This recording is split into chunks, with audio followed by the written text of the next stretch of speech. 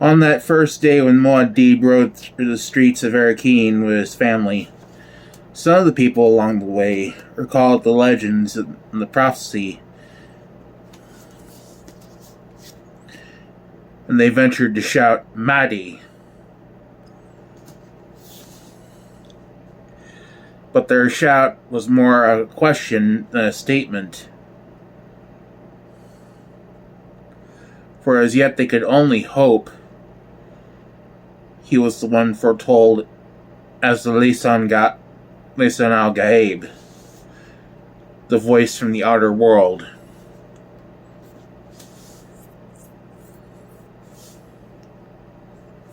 Their attention was focused too on the mother, because they had heard she was a Bene Gesserit, and it was obvious to them that she was like the other Lisan al-Gaib, from Manual of Muad'Dib by the Princess Irulan. The Duke found Thufir Hiwat alone in the corner room to which a guard directed him. There was the sound of men setting up communications equipment in an adjoining room, but this place was fairly quiet. The Duke glanced around as Hiwat arose from a paper-cluttered table. It was a green-walled enclosure with, in addition to the table, 3 suspensor chairs from which the Harkonnen H had been hastily removed, leaving an imperfect color patch. "The chairs are liberated but quite safe," Hiwat said. "Where's Pulsar?" "I left him in the conference room.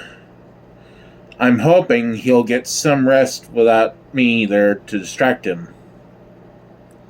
Hiwat nodded, crossed to the door to the adjoining room, closed it, shutting off the noise of static and electronic sparking.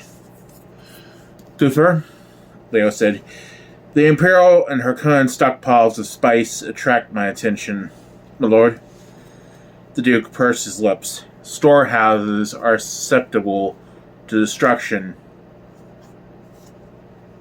He raised a hand as Hiwat started to speak. "Ignore the Emperor's hoard. He'd secretly enjoy it if the Harkonnens were embarrassed.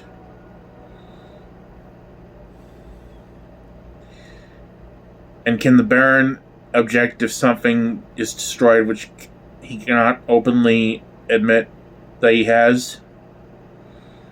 Hiwat shook his head. "We've few men to spare, sire. Use some of Idaho's men, and perhaps some of the Fremen will enjoy a trip off planet. A raid on Gaiety Prime. There are tactical advantages to such a diversion, Thufir." "As you say, my lord." Hiwat turned away, and the Duke saw evidence of nervousness in the old man. Thought, perhaps he suspects I distrust him. He must know of private reports of traitors. Well, best quiet his fears immediately. "Thufir," he said, since you're one of the few I can trust completely, there's another matter that bears discussion. We both know how constant a watch we must keep to prevent traitors from infiltrating our forces. But I have 2 new reports." Hiwat turned, stared at him, and Leo repeated the stories Paul had brought. Instead of bringing on the intense Mentat concentration, the reports only increased Hiwat's agitation. Leto studied the old man, and presently he said, "You've been holding something back, old friend. I should have suspected when you were so nervous during the staff. What is it that was too hot to dump in front of the full conference?" How its sappho-stained lips were pulled into a prim, straight line with tiny wrinkles radiating into them. They maintained their wrinkled stiffness as he said, "My lord, I don't quite know how to broach this. We've suffered many a scar for each other, Thufir," the Duke said. "So you know you can broach any subject with me." Hal continued to stare at him, thinking, "This is how I like him best. This is the man of honor who deserves every bit of my loyalty and my service. Why must I hurt him?" "Well?" Leto demanded. Hiwat shrugged. "It's a scrap of a note. We took it from a Harkonnen courier. The note was intended for an agent named Party. We've good reason to believe Party was top man in the Harkonnen underground here. The note, it's a thing that could have great consequence or no consequence. It's susceptible to various interpretations. What's the delicate content of this note?" "Scrap of a note, my lord. Incomplete. It was on mimic film with the usual destruction capsule attached. We stopped the acid action just short of full erasure, leaving only a fragment. The fragment, however, is extremely suggestive." "Yes?" Howard rubbed his lips. "It says, Ato will never suspect, and when the blow falls on him from a beloved hand, its source alone should be enough to destroy him." The note was under the Baron's own seal, an authenticated seal. "Your suspicion is obvious," the Duke said, and his voice was suddenly cold. "I'd sooner cut off my arms than hurt you," Howard said. "My lord, what if the Lady Jessica?" Leto said, and he felt anger consuming him. "Couldn't you wring the facts out of this party?" "Unfortunately, Party no longer was among the living when we intercepted the courier. The courier, I'm certain, did not know what he carried." "I see." Leto shook his head, thinking, what a slimy piece of business. There can't be anything in it. I know my woman. My lord of... "No!" the Duke barked. "There's a mistake here that we cannot ignore it, my lord. She's been with me for 16 years. There have been countless opportunities for... You yourself investigated the school and the woman." Howard spoke bitterly. "Things have been known to escape me.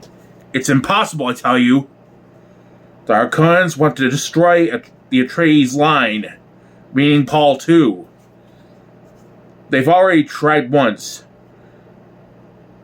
Could a woman conspire against her own son? Perhaps she doesn't conspire against her son. And yesterday's attempt could have been a clever sham. It couldn't have been a clever sham.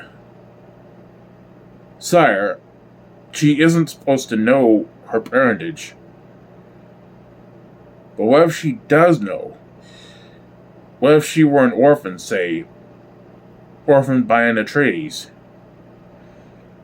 She'd have moved along before now, poison in my drink, a stiletto at night. Who has had a better opportunity? The Harkonnens mean to destroy you, my lord. Their intent is not just to kill. There is a range of fine distinctions in Kenley. This could be a work of art among vendettas. The Duke's shoulders slumped. He closed his eyes, looking old and tired. It cannot be, he thought. The woman has opened her heart to me. What better way to destroy me than to sow suspicion of the woman I love? He asked. An interpretation I've considered, Howat said. Still, the Duke opened his eyes, stared at Howat, thinking, let him be suspicious. Suspicion is his trade, not mine. Perhaps if I appear to believe this, that will make another man careless. What do you suggest? The Duke whispered. For now, constant surveillance, my lord. She should be watched at all times. I will see it's done unobtrusively. Idaho would be the ideal choice for the job. Perhaps in a week or so we can bring him back. There's a young man we've been training in Idaho's troop who might be ideal to send to the Fremen as a replacement. He's gifted in diplomacy. Don't jeopardize our foothold with the Fremen. Of course not, sire. And what about Paul? Perhaps we could alert Dr. Huey. Leo turned his back on Howat. I leave it in your hands. I shall use discretion, my lord. At least I can count on that, Leo thought. And he said, I will take a walk. If you need me, I'll be within the perimeter. The guard can... My lord, before you go, I have a film clip you should read. It's the first approximation analysis on the Fremen religion. You'll recall you asked me to report on it. The Duke paused, spoke without turning. Will it not wait? Of course, my lord. You asked what they were shouting, though. It was Mahdi. They directed the term at the young master. When they... At Paul? Yes, my lord. They've a legend here, a prophecy, that a leader will come to them, a child of the Bene Gesserit, to lead them to true freedom. It follows the familiar Messiah pattern. They think Paul is this... They can only hope, my lord. Howard extended a film clip capsule. The Duke accepted it, thrust it into his pocket. I'll look at it later. Certainly, my lord. Right now, I need time to think. Yes, my lord. The Duke took a deep sighing breath, strode out the door. He turned to his right down the hall, began walking, hands behind his back, paying little attention to where he was. There were corridors and stairs and balconies and halls. People stood and stood aside for him. In time, he came back to the conference room, found it dark and Paul asleep on the table with a guard's robe thrown over him, and a day pack for a pillow.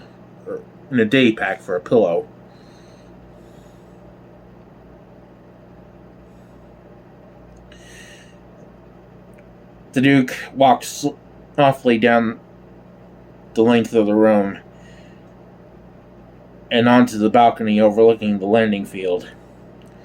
A guard at the corner of the balcony, recognizing the Duke by the dim reflection of lights from the field, snapped to attention. At ease, the Duke murmured. He leaned against the cold metal of the balcony rail. A pre-dawn hush had come over the desert basin. He looked up straight overhead. The stars were a sequence of flung over blue-black, low on the horizon. The night's second moon appeared through a thin dust haze. an unbelieving moon that looked at him with a cynical light. As the Duke watched, the moon dipped beneath the shield wall cliffs, frosting them. And the sudden intensity of darkness, he experienced a chill. He shivered. Anger shot through him. The Harkonnens have hindered and hounded and hunted me for the last time, he thought. They are dung heaps of village provost minds. Here I make my stand. And he thought with a touch of sadness, I must rule with eye and claw, as the hawk among lesser birds. Unconsciously, his hand brushed the hawk emblem on his tunic. To the east, the night grew a faggot of luminous gray, then seashell opalescence that dimmed the stars. There came the long, bell-tolling movement of dawn striking across a broken horizon. It was a scene of such beauty it caught all his attention. Some things beggar likeness, he thought. He had never imagined anything here could be as beautiful as that shattered red horizon and the purple and ochre cliffs. Beyond the landing field, where the night's faint dew had touched life into the hurried seeds of Arrakis, he saw great puddles of red blooms, and running through them an articulate tread of violet, like giant footsteps. It's a beautiful morning, sire, the guard said. Yes, it is.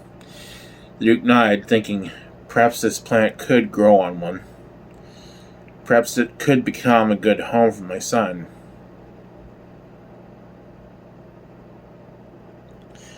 Then he saw the human figures moving into the flower fields, sweeping them with strange scythe-like devices. Dew gatherers. Water so precious here that even the dew must be collected. And it could be a hideous place, the Duke thought.